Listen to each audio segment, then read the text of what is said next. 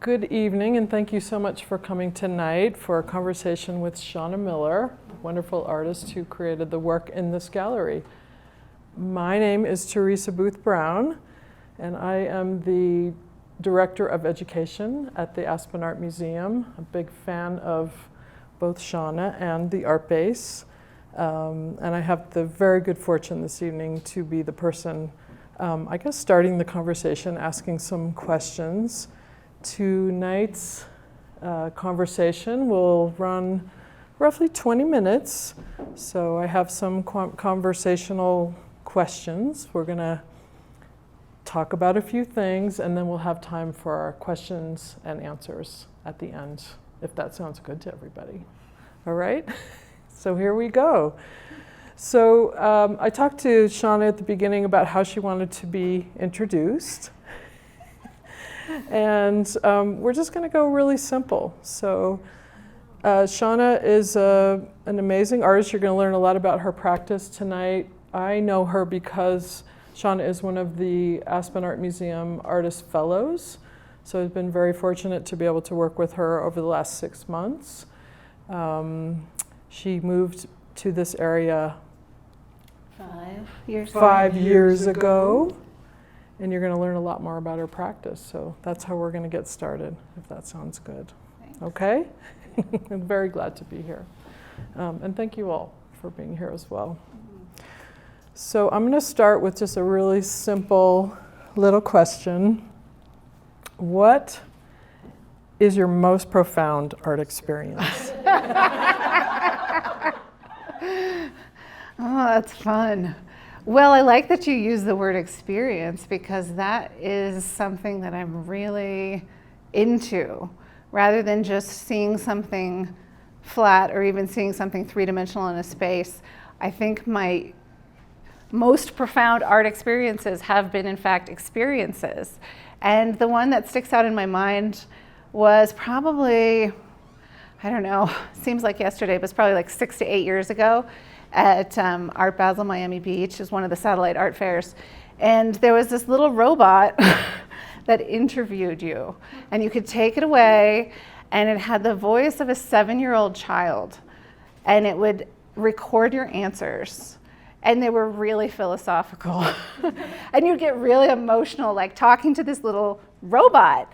And yeah, it was just a kind of profound thing that bridged these gaps and got me in my feelings in a way I was not expecting. So, yeah.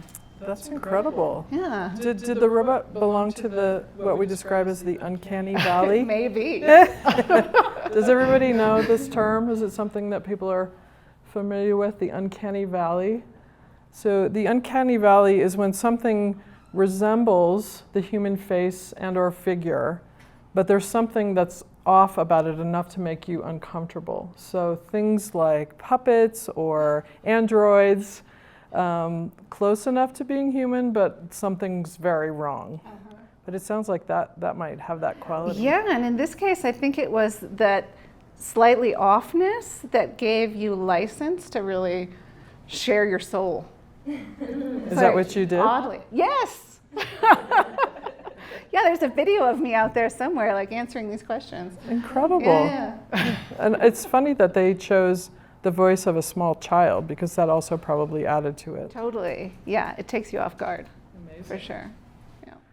Well, we have some small children in the gallery here on the walls. I don't think anyone's shown up with a small child in the gallery, which would also be wonderful if that happens.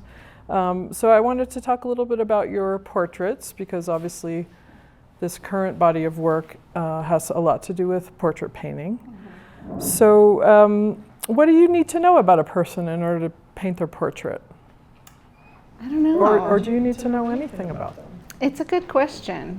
I think that the time spent investigating someone's face and expression, you get to know a lot about them in the process.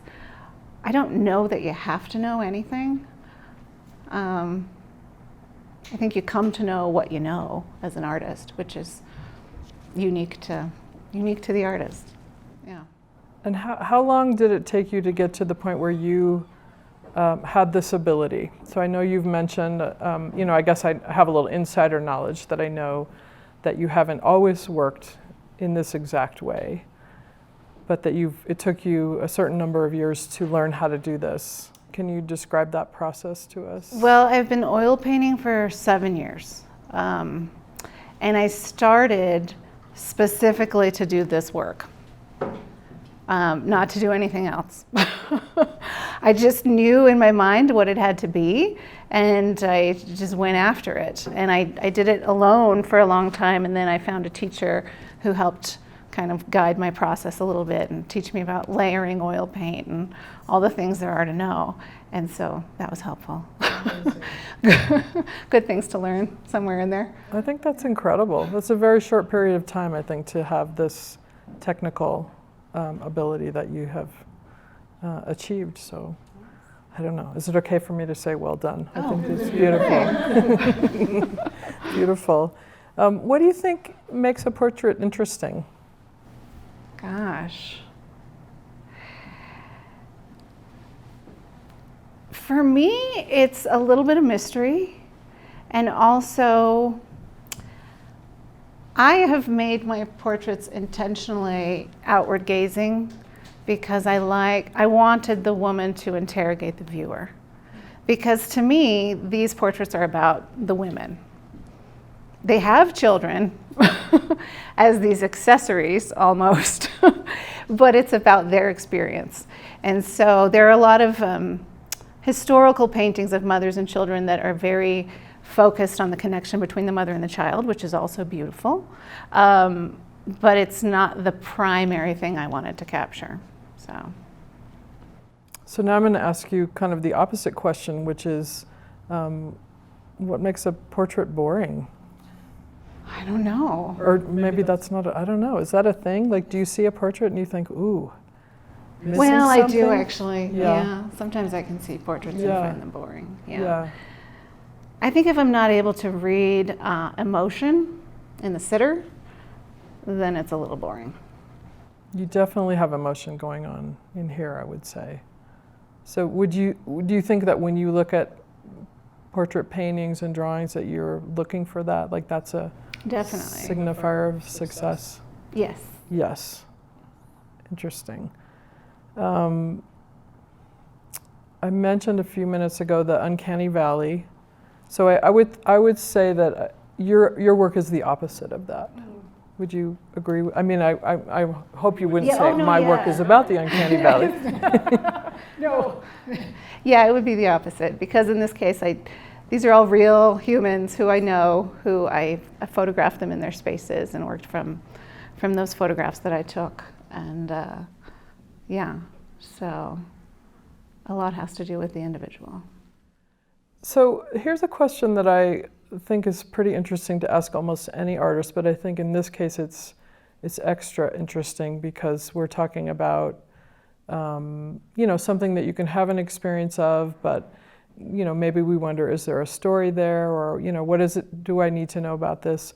But I think the question I want to ask you next is, what does the viewer need to know about your work in order to understand it or enjoy it more, or is that important to you? Well, it's funny that you ask, because I don't think they have to know anything.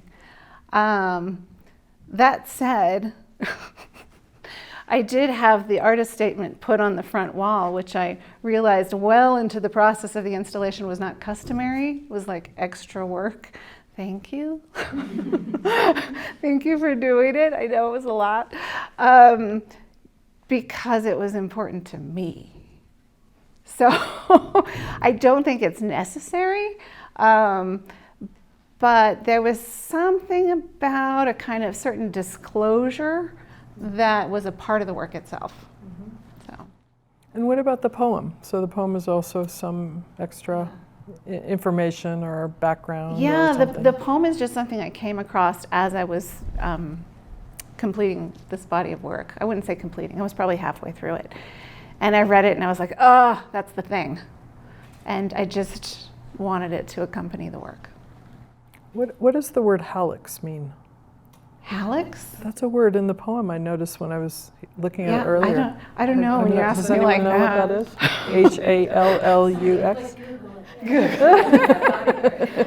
Hallux? Oh, I think it might be a body part because Yeah, it I think says so. she keeps frustration in her hallux, Hallux. So, I'm guessing okay, we're it's going to have here. to. I would I'm think. guessing it's here. You're guessing it's. I'm guessing. Yeah, It's in someone's the gonna have to familiar Google. area.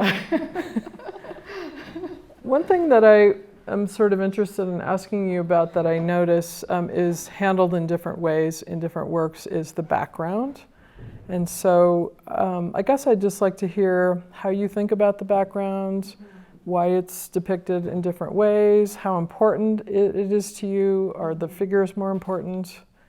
How do you feel about those? Yeah. I think the way to understand the evolution in this body of work is that it's all about my own preferences as a painter as I'm learning.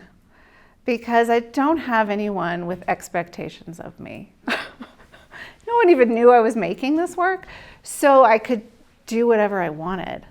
And in some cases that was rendering a background. And in other cases, I decided I didn't care what was back there. And it became more interesting to let the viewer wonder. There comes a certain level of finishing where all the answers are provided for you. It's kind of like looking at a photo. And I wanted to get away from that because the importance is in the relationship between the figures and in the expression of the figures pointed outwards. So I just didn't want to distract from that. Yeah, I think that's most of it. Yeah, that's interesting. Yeah. In some cases, in the case of like the round triptych in the back there, it's one of the last things I worked on, and I found myself getting bored. I was like, well, I know what this is going to look like if I render it out. I would rather keep this color because it's doing something different, and it's just pulling me out of that photorealism a little bit so that I have to think about it differently. And so that's what that's about. That's super interesting, actually. I wonder, are there other artists who work in this, I guess, genre that you're interested in or inspired by? Actually, maybe, why don't we just talk about what inspires you? Because I know that you mentioned some artists that I didn't even know myself that don't work in this genre, but I think it's definitely related to our conversation. Yeah, I think I started making this work because I hadn't seen anything like it at the time and just felt like it needed to exist. And then as I was working on it, I did discover some women from the past who did things similarly. There's a Danish artist by the name of Berta Wegman, who is just now getting to be known really on this side of the Atlantic. She just had a retrospective in Denmark, actually, but she's been gone a long time. I feel like she was turn of the century, 1800s, 1900s. And she actually has gorgeous paintings of women where they're also full-fledged women looking out, and they have an opinion. And I found her and I was enthralled. Also Alice Neal, completely different style, but similar vein. Yeah, so those were folks that I kind of came to know recently, actually, probably just in the last 3 years. Mm-hmm. Yeah. Amazing. Alice Neal. Yeah. Amazing artist. Mm-hmm. Very cool. Where do you think that you're headed in your work from now? Is this the beginning of more bodies of work like this? Are you headed in a new direction? I am headed in a new direction. Yeah, I've had some thoughts in mind for a while, gestating probably, I don't know, a year and a half, 2 years, that lead in a more experiential direction. It will still involve painting, but I'd like to incorporate new technology and new subject matter. I think that when it's done, you'll still see a thread that goes between old stuff and new, but it will be very different. What about your, well, I'm personally interested in the local artist community, but how does that feel for you? What is necessary for you in your studio practice, in your life as an artist, in your life as a person in this valley? What is important to you in terms of interacting with other artists, being around other artists?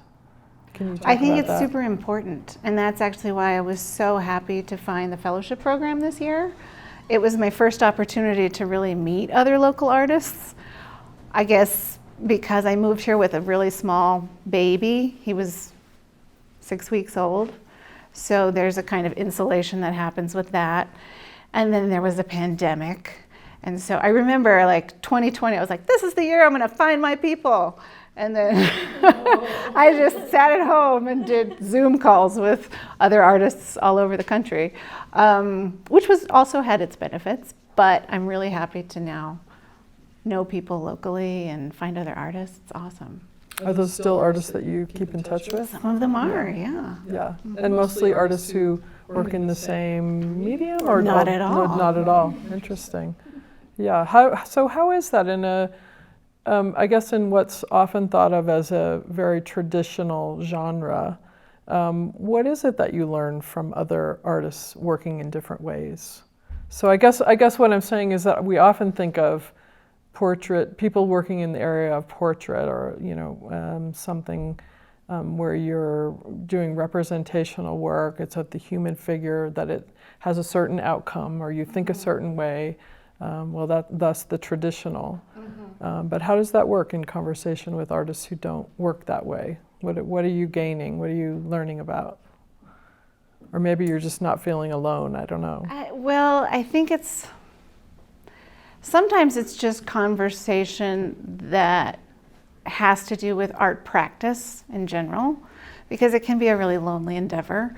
And so talking to other people about the way that they think and the way they schedule their time and what they're ruminating on, even if it's completely different from what I'm thinking about, is still helpful. I like that. So maybe that leads into my next question, but maybe not. Maybe it's non sequitur. But so thinking about different ways of working and different kinds of artists and different ways of being in the world, if you weren't the person that you are, the amazing person that you are, who would you be? I love this question. It's so cool. I have an answer because you told me you were going to ask me that. There's a movement artist named Jean Bourgeois. He's French. Does anyone know about this artist? No. Okay, well, this is like a little hint as to where I'm going. I'm not going to be a movement artist because I don't have that ability. I think that's why I'm so captivated by him. It's sort of a cross between like a circus arts and a fine art, but he uses these trampolines and structures, and he's able to sort of suspend gravity. There's just this instant where it's like, that's not possible, but it's possible. He's doing it. You can see it. It's happening in front of your face. So yeah. That's who I would be. Amazing, amazing. I wish I could do that. So my next question is kind of related to that, and maybe, so my next question is, what other profession would you be in if you, I guess I'm assuming here that being an artist is a profession, which you could discuss or deny. But what else interests you? Where else do you see yourself in the world? I mean, if I could do anything, just kind of like beam up all the talents, I would probably be a musical theater performer, because I think they have the best life ever. To be able to like sing with a bunch of people and dance and act and do all that and make a living at it, that sounds awesome. Would you have a special name? Well, yeah, you put me on the spot. That's I don't okay. know. Could it be That's right. I'd have to go down to just one name. Okay. Yeah. Well, what would it, like, Cher? Exactly. Okay. Well, you can think on that a little Okay, bit. okay, I know that's a lot to ask. What is your idea of happiness? Maybe that's it. You know, I think Not a tiny question. not a tiny question. I think the capacity for wonder. Yeah, and just and the space to go searching for it. And I think it can be found in a lot of things, really tiny things, big things.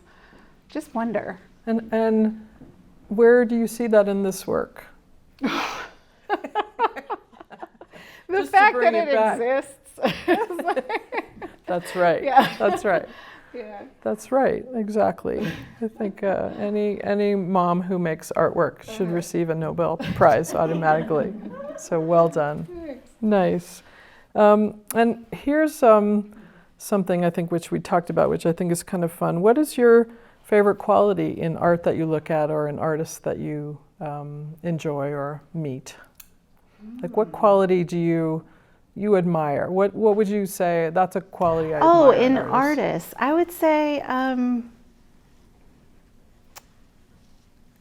think the willingness to just go out on a limb, to always be discovering and trying new things.